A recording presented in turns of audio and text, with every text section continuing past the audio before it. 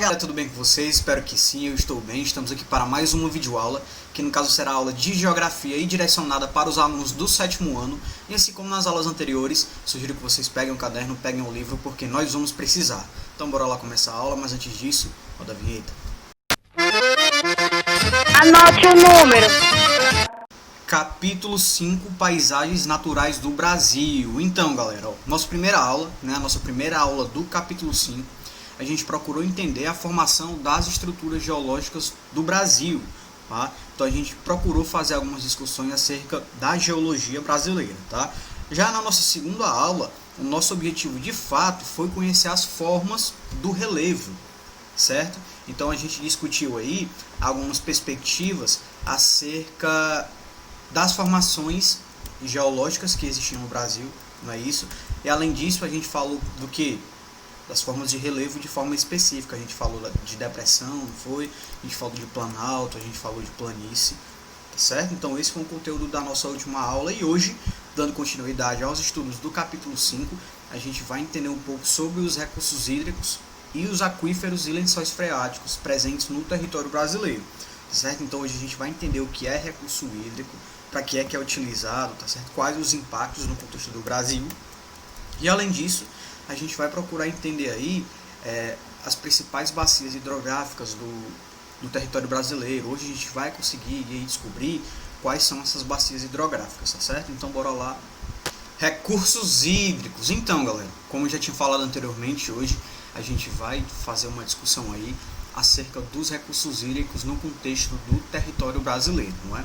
Eu acredito que você já tem ouvido falar que o Brasil é o país das águas, né? O Brasil aí tem uma importância muito grande no contexto hídrico do mundo. Quando a gente para analisar, por exemplo, quando a gente para observar que o Brasil tem 12% da água doce do mundo, e essa água se encontra principalmente no decorrer dos seus rios aí.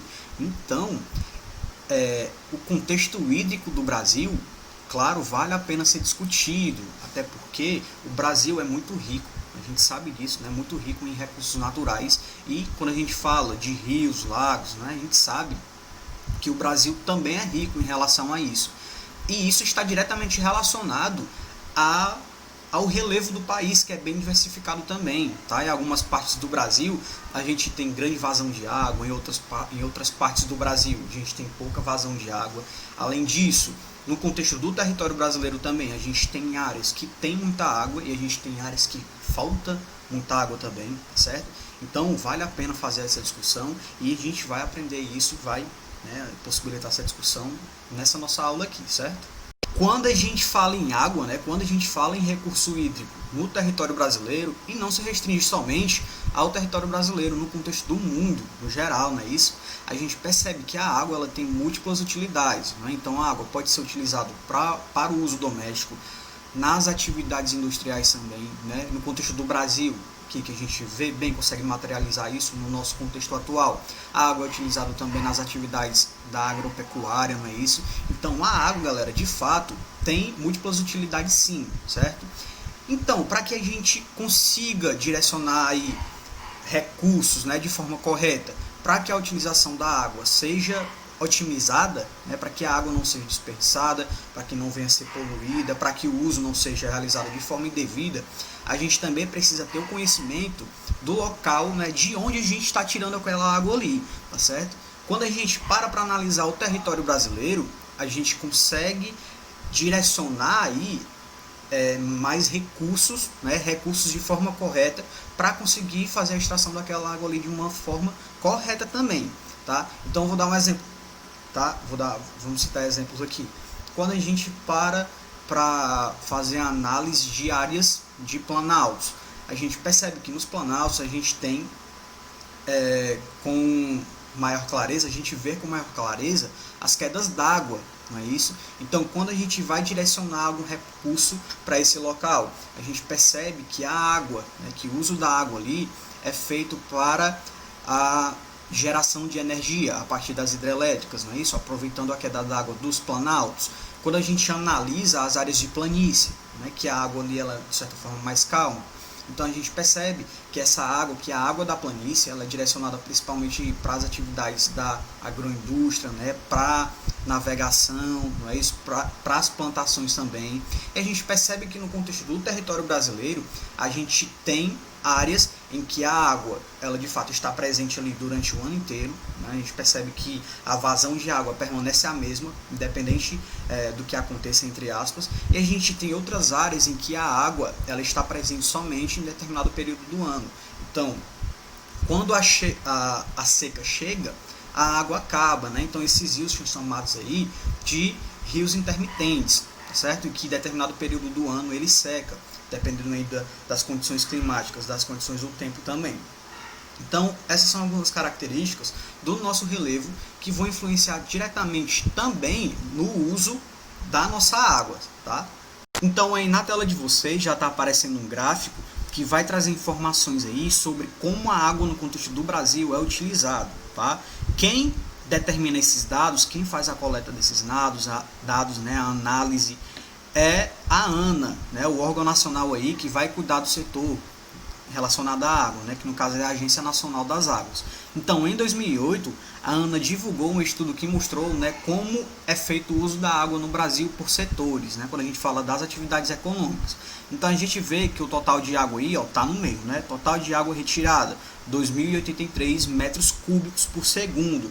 Então, quando a gente analisa, a gente percebe que a atividade econômica que mais utiliza água é a irrigação, né, galera? Então é a irrigação que vai utilizar a maior parte da água doce que existe no nosso país, certo? O abastecimento urbano tem 23, quase 24% aí, não é? Abastecimento rural também, as termoelétricas, a indústria aí, ó.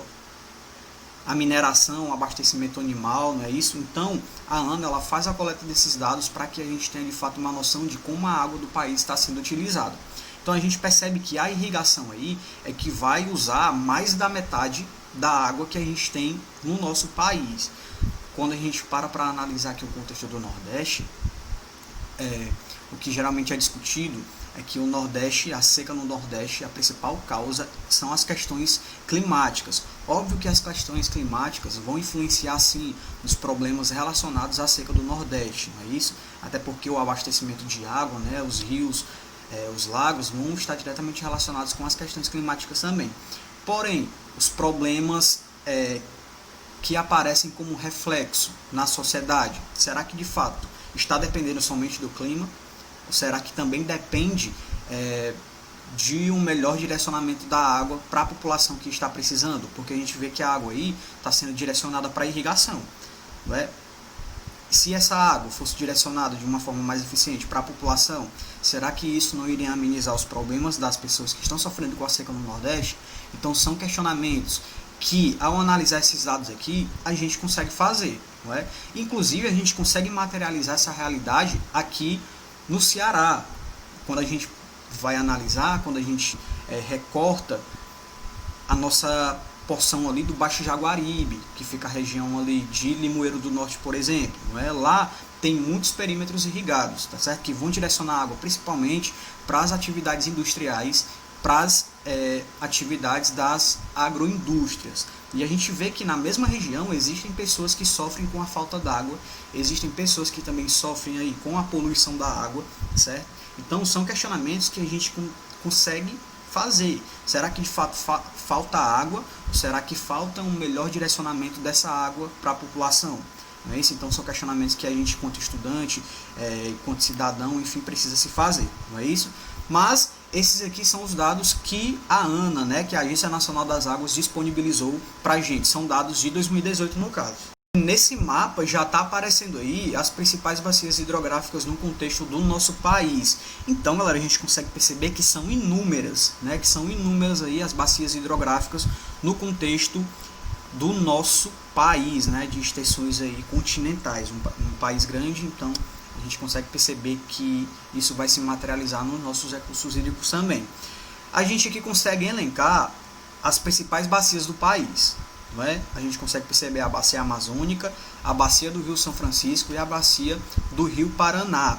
A bacia amazônica vai ocupar quase metade do território nacional e vai ali abarcar importantes rios do país também, né? Como o Amazonas, o Xingu, o Solimões. E, né, nessas margens vivem muitos povos tradicionais, os ribeirinhos e os indígenas. E eles têm um modo de vida ligado diretamente aos rios. A gente consegue perceber isso no contexto da Amazônia, não é? A bacia do Rio São Francisco é uma importante bacia da região Nordeste, certo? Que vai abrigar ali o Rio São Francisco, que é o rio conhecido como o Rio da Integração Nacional, tá? Vai ser responsável pelo abastecimento de populações em áreas secas e que também tem importantes hidrelétricas. A gente encontra grandes hidrelétricas no contexto do Rio São Francisco, tá?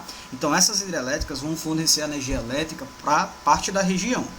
Outra bacia é a bacia do Rio Paraná, que vai estar localizado ali na área mais populosa e com o maior desenvolvimento econômico do Brasil, né? Cujas águas são utilizadas no âmbito agrícola principalmente e também industrial, certo? Além também de ser direcionado para a geração de energia elétrica. Então, essa foi a visão geral aqui que a gente teve sobre as principais bacias no contexto do Brasil. Porém, as bacias hidrográficas no Brasil se restringem a essas três que foram explicadas aqui? Não, né, galera? São muitas.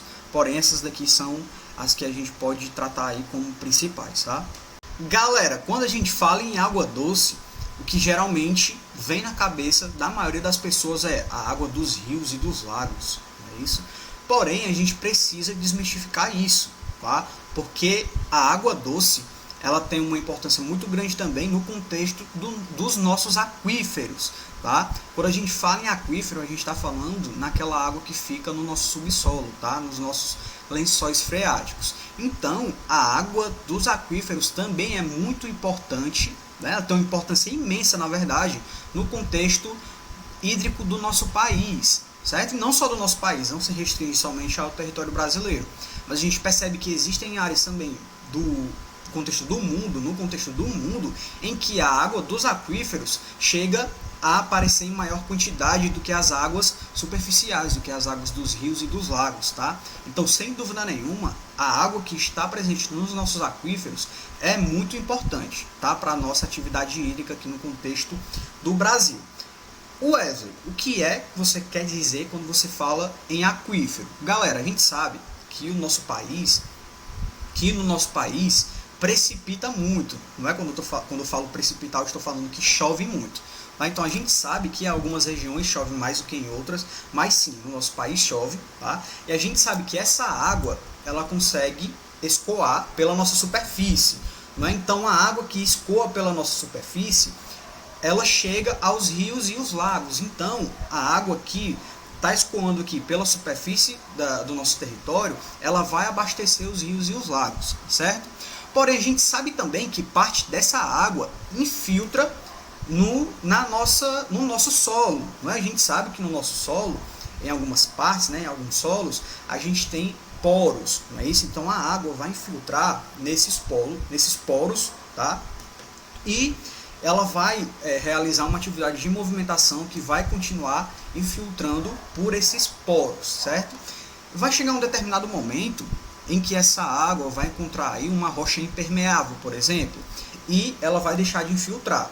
Então essa água vai ficar guardada, entre aspas, né? Vai ficar ali alocada nessa rocha. Então a partir do momento em que a gente tem uma grande quantidade de chuva, essa água ela vai infiltrando e vai formando aqui os nossos aquíferos, tá? Então a gente conseguiu entender, né? Os aquíferos são as nossas águas subterrâneas, as águas que infiltram, né, pelos poros dos nossos solos e chegam em um determinado local e ficam resguardados, né? Ficam lá numa espécie de bolsa, tá? Então os aquíferos, eles podem ser os aquíferos confinados, tá certo? Que são os aquíferos que geralmente ficam entre duas rochas impermeáveis, e existem os aquíferos livres também, tá? Que a movimentação da água, ela acontece de uma forma mais contínua, tá certo? Quando a gente fala no território brasileiro, a gente percebe que no território brasileiro há aproximadamente 25 aquíferos, certo? E os dois principais são o Guarani e o Alter do Chão. Então no mapa já está aparecendo para vocês aí, ó. Quando a gente fala nos aquíferos, a gente consegue perceber que o aquífero do Alter do Chão, ele está localizado aonde? Ele está localizado no Amazonas, no Pará e no Amapá.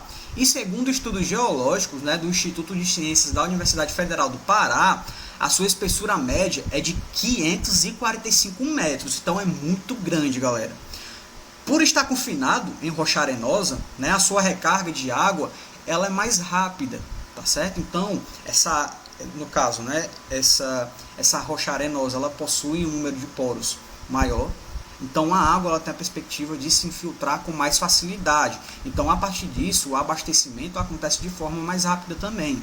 Então é por isso que o aquífero Alter do Chão é um dos maiores do mundo, inclusive, tá certo? Então as cidades de Manaus e de Santarém são abastecidas por esse aquífero aí. Quando a gente fala do aquífero Guarani, o aquífero Guarani tem cerca de 70% da sua área no território brasileiro e vai envolver os estados de Goiás, Mato Grosso do Sul, Minas Gerais, São Paulo, Paraná, Santa Catarina e Rio Grande do Sul.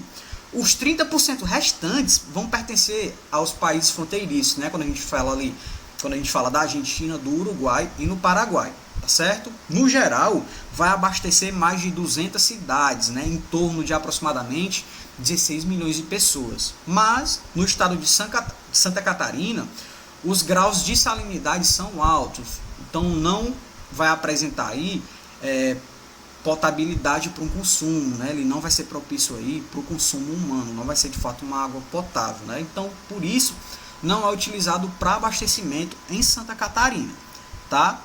O Guarani, ele está confinado em diversas camadas de arenito, né, que é uma rocha sedimentar, e por estar a mais de 1.800 metros de profundidade, a sua recarga ela não vai ser rápida, certo? Vai ser mais difícil, principalmente por causa da sua profundidade, certo? Então, a extração da água deve ser realizada com planejamento, né, respeitando aí os períodos de chuva e de estiagem e os climas locais, né, isso para que de fato a água ela não se torne aí um recurso escasso no contexto do aquífero Guarani. Não é isso? Então, a partir da imagem que foi mostrada aqui, né, que foi discutida aqui pela gente, a gente consegue ter noção aí desses dois principais aquíferos que estão entre os maiores do mundo, né, e estão no território brasileiro. Isso é que é interessante, não é? Então, a gente teve a perspectiva de analisar os principais aquíferos do contexto, né, do Brasil.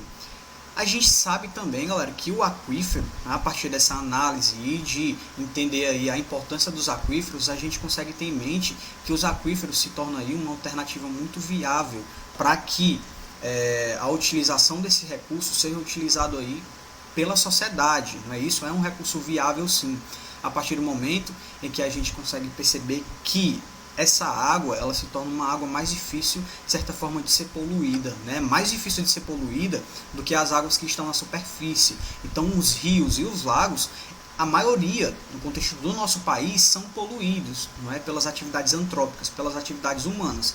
Então, nos aquíferos, essa poluição ela se torna mais difícil, até porque a água está confinada no nosso subsolo. Porém, não quer dizer que isso seja impossível. Tá? Porque a poluição do aquífero é uma realidade no contexto do nosso país também, não é isso? Porém, o uso do aquífero aí se torna uma alternativa para que o uso da água seja realizado, né? Porque seja direcionado para a nossa população. E além disso, o nosso aquífero vai manter aí a umidade do nosso solo. Isso vai possibilitar com que ocorra também a alimentação dos nossos rios e dos nossos lagos, certo? E como eu já falei anteriormente, né, como eu acabei de falar, a água dos aquíferos é uma água mais difícil de ser poluída, porém não é impossível. E como é que a água do aquífero pode ser poluída? A gente discutiu no momento anterior que a água, né, do aquífero é abastecida a partir do momento em que a água, né, que precipita, a água da chuva vai infiltrar pelo solo, né, pelos poros ali do solo, né, pelas nossas áreas ali de recarga, né, que é o nome dado a essas áreas em que a água infiltra, tá? Então, as áreas de recarga, elas podem estar ali apresentando algum tipo de poluente, a partir do momento em que as atividades da agricultura são realizadas no território brasileiro. E a gente sabe que, em grande parte, os insumos químicos são jogados, né? Os agrotóxicos são jogados nas plantações e que vai afetar diretamente na qualidade do solo também. Então, quando chove em um terreno desse, né, a água ela vai escoar e vai trazer parte dos poluentes que estão no solo para os nossos aquíferos. Não é isso? Então, a partir disso, o aquífero pode se tornar poluído. Além disso, os descartes da indústria também, eles podem chegar a atingir os nossos aquíferos também. Isso, então é importante que a gente tenha consciência da importância dos aquíferos, e a partir disso a gente tem a perspectiva aí de preservar esses aquíferos, não é deixar com que eles se alimentem, não é isso, para que eles consigam aí se recompor, né? Então o uso consciente precisa ser feito também, tá? Por hoje é isso, galera. A gente encerra a nossa aula por aqui. Eu espero que vocês tenham entendido. E vocês já sabem, caso não tenham entendido, entrem em contato comigo pelas redes sociais. A gente tem a nossa ferramenta online, né, o Google Meet, onde a gente pode tirar essas dúvidas e ampliar as discussões também, tá certo? Então continue estudando. Um forte abraço e até a próxima aula.